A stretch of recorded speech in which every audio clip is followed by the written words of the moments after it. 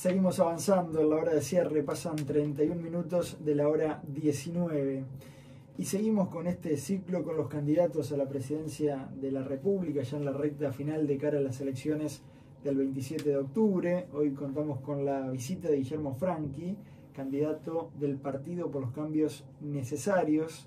Franchi es ingeniero agrónomo, productor agropecuario, nació el 28 de mayo del año 1972. ¿Cómo anda? ¿Cómo le va? Muy bien, muchas gracias Juan Pablo por la invitación. ¿Está bien Franchi? ¿Cómo lo prefiere? Correctamente, bien dicho Franchi. No nos animamos nosotros a decir Franchi porque si no se escribe. Lo castellanizamos hace mucho tiempo. Bien, pero la gente le dice Franchi, ¿no? Sí, comúnmente sí. Sí, nosotros mismos nos decimos Franchi por las dudas. Si no se escribe con K, con Q, con... Bien. Usted tuvo en su momento cierta notoriedad cuando el movimiento Un Solo Uruguay tuvo gran auge en el país, principalmente en la pasada administración del Frente Amplio. ¿Cómo se da ese derrotero más militante? Porque decíamos, usted es ingeniero agrónomo, productor agropecuario, está vinculado a los temas del campo y del agro, pero ha tenido una militancia activa en los últimos tiempos y ahora desemboca en un partido político. Cuéntenos de ese derrotero. Bueno, a ver, Un Solo Uruguay nace básicamente por la disconformidad de los sectores productivos y de la gente de trabajo, mayoritariamente del interior, pero no exclusivamente del interior. Fue aquel enero del 2018, fue todo muy vertiginoso. Concurrí a través de un mensaje que me llega por WhatsApp a una invitación a una reunión en Paysandú, bastante enfocada o dirigida a lo que podían ser los temas agropecuarios de aquel momento. No nos olvidemos que, vamos al contexto, habíamos tenido aquel boom agrícola con gran derrame en toda la economía nacional, con pleno empleo básicamente, que duró del 2009 a mediados del 2013, y a partir del 2013 en adelante empiezan problemas graves. O sea, los precios vuelven a su cauce normal, pero los costos quedaron por las nubes. Fue algo que probablemente el Frente Amplio no supo interpretar en aquel momento. Entre 2014 y 2017 en el interior se cerraron 17.000 empresas. Acordémonos de la frase de Tabaré Vázquez que decía que era la evolución natural de las empresas cerrar, pero había más de 60.000 personas sin trabajo y sobre todo un crecimiento pavoroso de la pobreza y la indigencia, llegando a ver gente comiendo la basura en un pueblo como Paso de los Toros, donde me crié y nunca en mi vida había visto gente hurgando en la basura para comer. Eso en el año 17. En enero del 2018 surge ese mensaje de un tal Federico Holzman, que obviamente no lo conocía. Me lo pasa un amigo, decido ir a esa reunión en Paysandú, coincidía una cuestión comercial, y digo, bueno, ya que voy. Y bueno, y esa reunión que supuestamente iba a ser para algunos productores agropecuarios ya se vio colmada ese mismo día con más de 500 personas, no dio el lugar. Había maestros, había comerciantes, había jubilados, había algún político también. Y bueno, y ahí obviamente que empezamos a entender que la disconformidad o que los problemas que nosotros veíamos para el sector agropecuario en realidad eran transversales a todos los niveles de actividad. Había camioneros, había comerciantes, como te decía, prestadores de servicio, exportadores, industriales. Ahí me encuentro además ese día con un viejo amigo de facultad, compañero prácticamente de toda la carrera, Marcelo Nogué, cual hacía más de 20 años largos que no lo veía, y nos encontramos ahí, y bueno, y como eso ya estaba medio en ebullición, se propuso, bueno, juntémonos más en el centro del país, dentro de 15 días, no miramos ni el almanaque. Eso fue, obviamente yo estaba como espectador, y se uso de la palabra, pero no tenía nada que ver con la organización. Otro amigo en común, Álvaro Rivas, era el presidente de la Sociedad Rural de Durazno en ese momento, otro amigo y colega. Lo llamamos, se puso a disposición el predio de la rural. Bueno, y en esos 15 días fue una explosión, algo que es inaudito. Pasamos de intentar hacer una reunión en el centro del país para que la gente que estuviese más sobre el este y el sur pudiese llegar, y se juntaron más de 65.000 personas en un predio que hubo que tirar alambres al piso, agrandar todo lo que era estacionamientos y todo lo que era para el público, en un campo, ¿no? No teníamos luz, había que hacerlo sí o sí en determinado momento. Pero bueno, después de esa explosión, algunos, sobre todo podemos decir que después de la elección del 2019, dieron como que ya estaba solucionado el tema, pero muchos, o mejor dicho, cambiemos la proporción, muchos pensaron que ya el tema estaba solucionado simplemente por el cambio de gobierno, pero algunos entendimos que si no se seguía presionando iba a ser imposible. Ahora, en aquel momento el expresidente Tabaré Vázquez se lo tomó un personal con el movimiento. Incluso hubo algunas situaciones... Sí, yo creo que toda la izquierda. A ver, nosotros tuvimos, el acto fue el 23 de enero y el 26 de enero Tabaré Vázquez nos estaba esperando en Torre Ejecutiva. Vinimos, tuvimos más de una hora en una reunión con él, hablamos muy claramente cuáles eran los problemas, qué era lo que estaba pasando. Yo creo que la izquierda no supo entender que podía surgir un movimiento social que no fuese de izquierda. A ver, estaba en la representación y ahí se nos tildó de los oligarcas, los estancieros, y había gente de todos los sectores de actividad.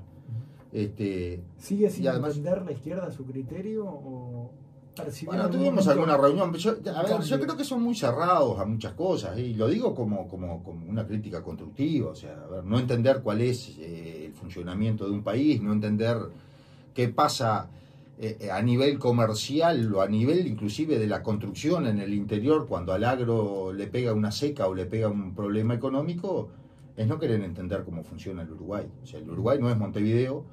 Montevideo tiene cierto letargo a que le lleguen los problemas. Podemos asociarlo inclusive al agua, a lo que le pasó con el agua cuando al sector agropecuario una seca le pega inmediatamente, y acá demoró hasta que se terminó el agua para potabilizar. Hago esta correlación porque en los temas económicos es lo mismo. Montevideo vive del comercio, vive del sueldo. O sea, si el 48% de la gente de Montevideo cobra un sueldo del Estado, indudablemente, y el resto es actividad comercial, tiene un rezago en que le lleguen los problemas, pero le llega, y se siente, y sobre todo se sienten los números del gobierno. Yo creo que la izquierda no lo quiso, no lo supo interpretar, o no quiso. Prefirió encasillarnos en que éramos productores agropecuarios reclamando por el agro, cuando en realidad para eso están las gremiales agropecuarias. Nosotros, aquellas mesas de trabajo que el propio Tabaré Vázquez instauró, vinimos con una propuesta de diferentes sectores. A cada una de las reuniones vinimos con una propuesta bajo el brazo, pero bueno, lamentablemente y no terminó en un movimiento político partidario asociado al Partido Nacional, por lo que usted decía, cambia el gobierno y un solo Uruguay se desinfla, desaparece. Claro, a ver, yo creo que mucha gente concurrió ese día, más por una necesidad o por una razón de que el Frente Amplio se fuese del gobierno, que en realidad por los problemas que realmente estábamos pasando. Pero no puedo contabilizar cuánto, porque no te olvides que aquello fue de autoconvocados. El movimiento surge a partir de ahí. Pero bueno, los que entendimos que la pelea había que seguirla dando, porque los problemas no se iban a resolver solamente por un cambio de color, un cambio de pelo, y los hechos están hoy a la vista de que no se resolvieron. ¿Cambió algo la situación del campo de ese entonces hasta ahora con el cambio que hubo de gobierno? No, empeoró. ¿Empeoró? Sí, pero no la situación económica, porque en realidad el tema acá es siempre, a ver, al campo le va bien o le va mal según lo que pasa en los mercados. El problema son las regulaciones, las altas tasas, la alta tasa o la alta carga impositiva, los impuestos ciegos. Ahora no nos olvidemos, lo que pasa es que acá hay que empezar a desmitificar un montón de cosas que quizás no nos diese una semana para hablar de esto. Vamos a poner algún contexto. El 85% de los productores ganaderos de este país producen en menos de 480 hectáreas, mayoritariamente arrendadas, y no cubren la canasta básica familiar. Entonces, pensemos de quién estamos hablando cuando hablamos del sector agropecuario. No son lo que ven en el Prado. Exacto. A ver, ahora los terratenientes más grandes de este país son el Estado, con colonización, que tiene más de 600.000 hectáreas, y después algunas multinacionales vinculadas a la forestación. Y algún fondo de inversión, alguna otra cosa de esa. Pero después, a ver... ¿Qué porcentaje dijo que tienen menos de 400 hectáreas? El hectáreas? 85% de los productores ganaderos de este país no cubren la canasta básica familiar. Hacen una economía de guerra. Tienen su propio consumo de lanares, tienen sus lecheras, o sea, producen sus propios alimentos. Se les dificulta enormemente poder mandar los gurises cuando termina la escuela rural al liceo, porque ahí ya hay un traslado al pueblo más cerca o a la ciudad más cerca. Entonces, cuando a uno le dicen, esto es la oligarquía es el sistema político, que son los mismos siempre. Además, no se va nadie, salvo los que se mueren, son los mismos. Hace 40 años que están los mismos, o se suman, pero nadie renuncia y se va. Ahora, no querer entenderlo es negar lo que es la base de la generación de recursos genuinos en este país. Y yo creo que ahí es el primer gran error que comete cualquier político, que no reconozca que en el agro está no solo el ingreso de divisas al país, sino la posibilidad de crecimiento y la posibilidad de mantener el crecimiento. No nos olvidemos además de que cada dólar que genera el productor agropecuario a través de esa exportación, que obviamente no la hace el productor, la hacen los industriales o quien se dedica a la exportación, después circula 6 veces en la economía nacional, ¿no? O sea, un dólar de un producto agropecuario que se exporta se transforma en 6 veces en la cadena dentro del Uruguay. Sin embargo, habrá escuchado que varias veces se dice que no aporta el agro en consonancia a lo que genera o a lo que factura.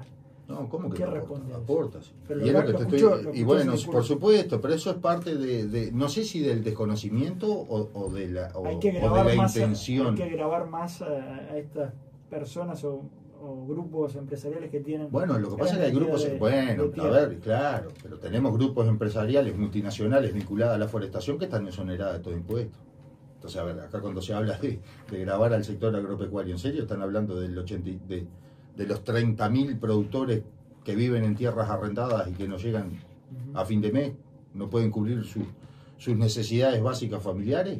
Cuando exoneramos a UPM y Monte del Plata, que lo hizo el Frente Amplio, además, los exoneramos de todo impuesto, le damos la posibilidad de industrializar en zona franca, le damos las excepciones para que puedan adquirir tierras. Hoy tienen más de 1 millón de hectáreas entre estas dos multinacionales.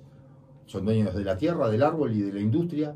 Y en la fase industrial, donde los uruguayos deberían percibir el beneficio de todo el sacrificio que hicieron por más de 30 años de subsidios, se le da la posibilidad de que lo hagan en zona franca y que están por fuera del territorio aduanero nacional. Y Frankie, ¿qué precisarían estos productores, estos 30.000 productores que usted menciona, para salir a flote, para obtener varias cosas? A ver, primero que nada, un alivio fiscal y sacar impuestos que no tienen relación con la producción, impuestos ciegos, por ejemplo, y la contribución inmobiliaria rural, por ejemplo, el impuesto de primaria, el impuesto del patrimonio, las cargas sociales, que muchas veces se nos critica por lo poco que pagamos, pero no solo se paga poco por el productor,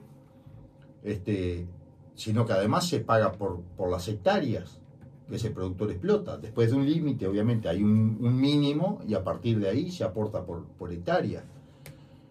Otra cosa que hace falta es competitividad. Algo que se menciona permanentemente, pero que jamás se trabaja. No tenemos un solo acuerdo de libre comercio con ningún país del mundo de lo que nos compran los productos, y regalamos en las aduanas 600 millones de dólares por año por no tener un acuerdo comercial, un tratado de libre comercio con nadie. Tenemos uno con México y otro con Chile, que básicamente no le vendemos nada. O sea, pero acordémonos del Tratado de Libre Comercio de Tabaré Vázquez con Estados Unidos, nada. Acordémonos de este gobierno, el Tratado de Libre Comercio con China, nada. A ver, con Europa se vive hablando y todo siempre redunda en que somos socios plenos del Mercosur, no lo podemos hacer. Bueno, amigos, si ser socio pleno del Mercosur no nos está reportando ningún beneficio, pasemos a ser un socio parcial como es Bolivia o como es Chile, y no un miembro pleno del Mercosur. Ahora son 600 millones de dólares que no entran al Uruguay, ¿no? Que dejamos de regalo y que obviamente que es dinero ahora que se ingresa. hacen intentos y claramente no ha habido voluntad de los otros países para firmar. No, yo creo que voluntad hay, lo que me parece que está fallando mucho todo lo que es la diplomacia, ¿no? Pero no, o sea, la diplomacia se divide en dos, lo que es diplomacia plena. Uruguay tiene 54 embajadas en el mundo, ¿no? 16 en la Comunidad Económica. 16 cuando funciona prácticamente como un bloque. Está bien, con cada país hay que tener una relación bilateral, perfecto. Ahora, también hay una delegación en cada una de esas embajadas que cumple una función comercial, que no es para vender, pero sí es para allanar estos caminos de protección de inversiones, de tratado de libre comercio. Ahora, no se les pide que rindan cuenta de cuál es su actividad. A ver, tenemos, yo qué sé, con Japón. Japón es un país muy proteccionista, pero nosotros importamos mucho de Japón. Entonces, obviamente que se puede llegar, o falta preparación, o falta ganas, o falta exigirle que rindan cuentas a estas delegaciones diplomáticas de cuál es la actividad que realizan en función de que nosotros... A ver, porque ¿qué pasa con esto?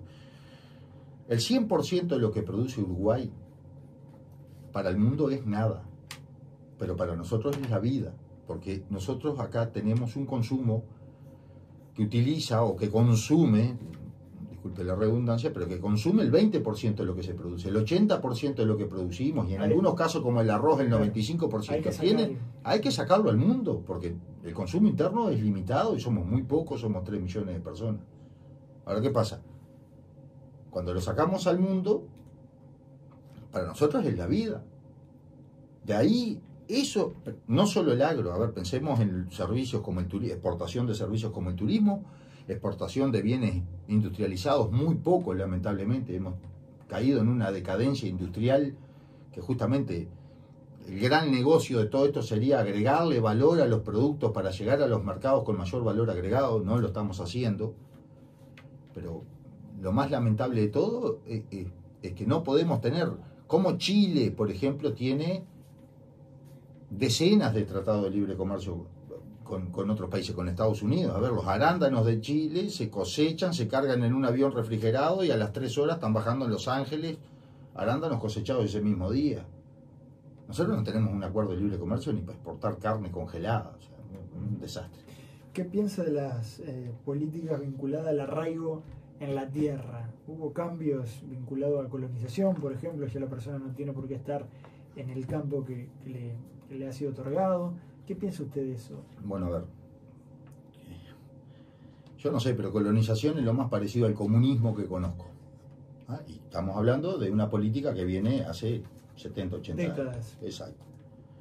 ¿Por qué digo que es lo más parecido a un comunismo? A ver, el colono es arrendatario de una fracción del Estado. El Estado es dueño del medio de producción y pone una persona que trabaje y que le cobra una renta y tiene que cumplir con la renta si no es desalojado como en cualquier otra actividad. El colono debería ser, por lo menos, tener la opción de ser dueño o promitente comprador, y que ese pago en vez de renta fuese directamente a la compra de la fracción. Esa forma de arraigar.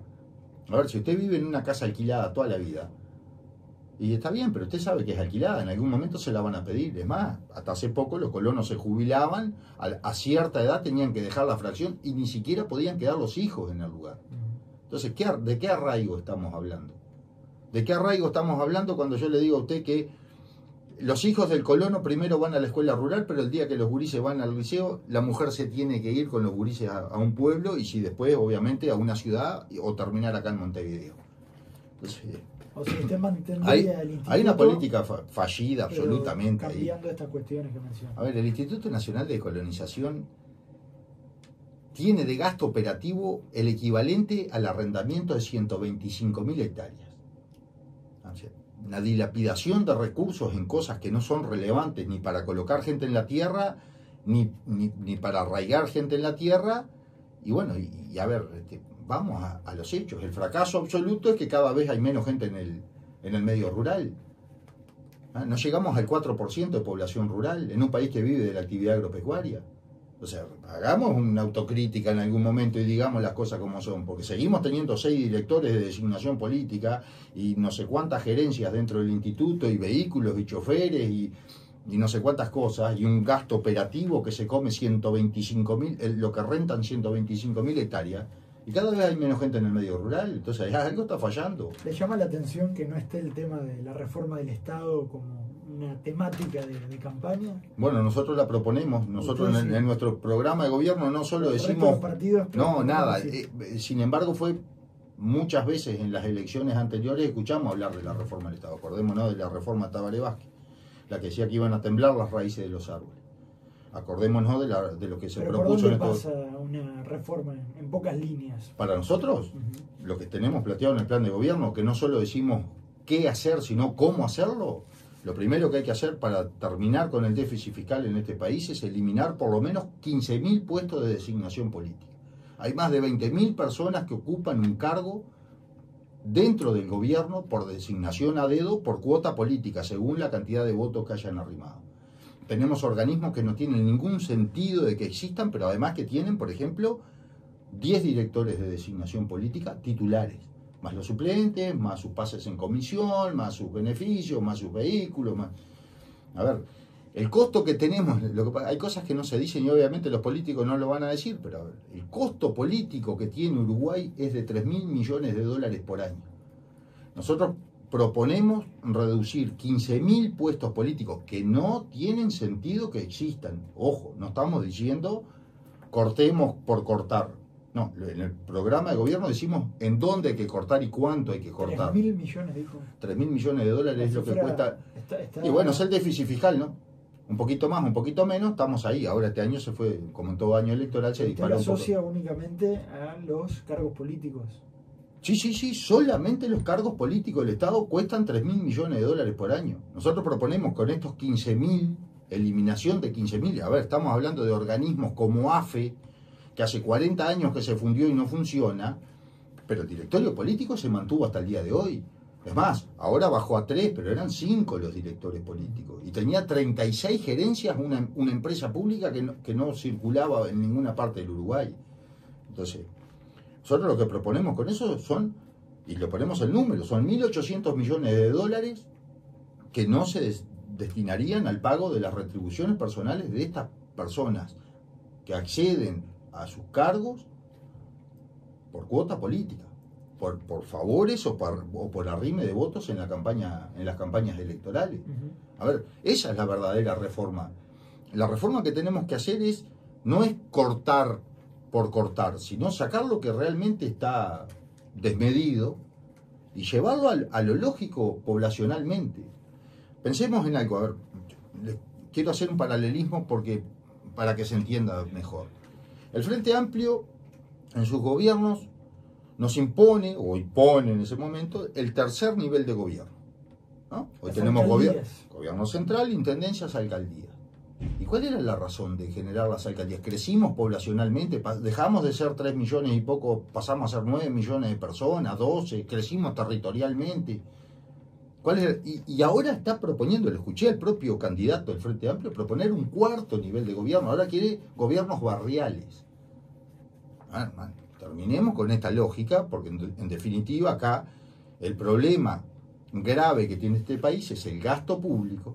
24.000 millones de dólares para funcionar el gobierno durante un año, el equivalente a 18 años lo que dejan los turistas en efectivo en este país en cada temporada o durante todo un año.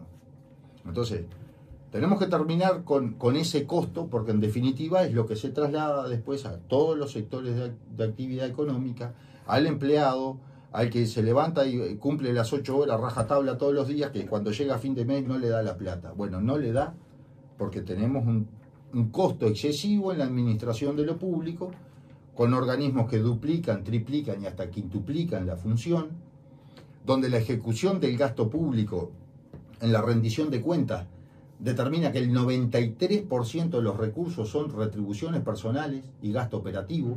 O sea que de cada 100 pesos que vos pagás en cualquiera de los impuestos, 7 pesos te está devolviendo el Estado en algún servicio o en alguna obra de infraestructura, y 93 quedan en la maraña política, en esa maraña de organismos que es casi indescifrable poder determinar el tamaño que tiene. En la recta final, le pido brevedad, sé que es difícil, pero son temas importantes. Los plebiscitos, apoyan alguno? Bueno, como partido no dejamos, a ver, el punto 2 de nuestros estatutos es la libertad del individuo por sobre todas las cosas. Esto no lo promocionamos nosotros, por lo tanto perdemos la menor energía posible discutiendo. ¿Y usted como candidato está a favor? Pero yo le voy a dar mi posición personal. La reforma, y sé que estamos corto de tiempo, la reforma de la seguridad social que hizo este gobierno es un desastre.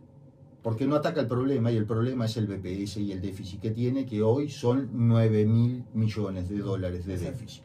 ¿Ah? Entonces, patea la pelota 30 años para adelante y aumenta la edad jubilatoria a las personas.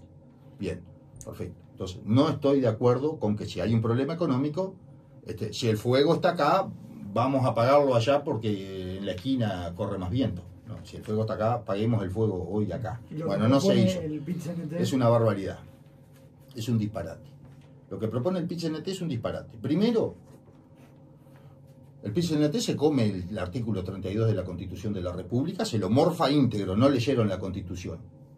En el artículo 32 está claramente establecido que todos los bienes de las personas, ante un caso de necesidad nacional, pueden ser expropiados.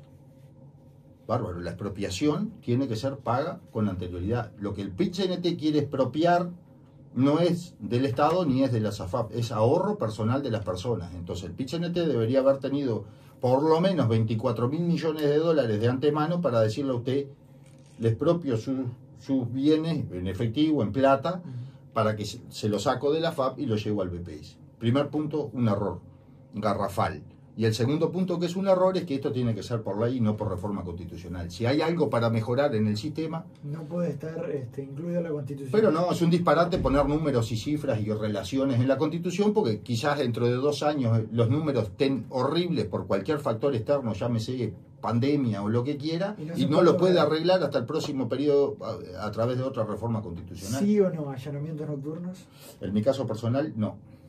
Yo vivo en el campo y no puedo permitir que alguien... Yo sé que hoy el que entra de noche es un problema y sé cómo defenderme. Ahora, ¿qué pasa si hay un allanamiento nocturno habilitado? Yo estoy en el campo y que tengo que esperar que llegue a ver qué es lo que quieren. O sea, panorama negro en mi caso personal y en toda la gente que vivimos en el medio rural. Guillermo Franchi, candidato del Partido por los Cambios Necesarios. Gracias por este tiempo aquí en Radio Sarandí. Gracias a ti, Juan Pablo, y gracias al equipo por el espacio que me dieron.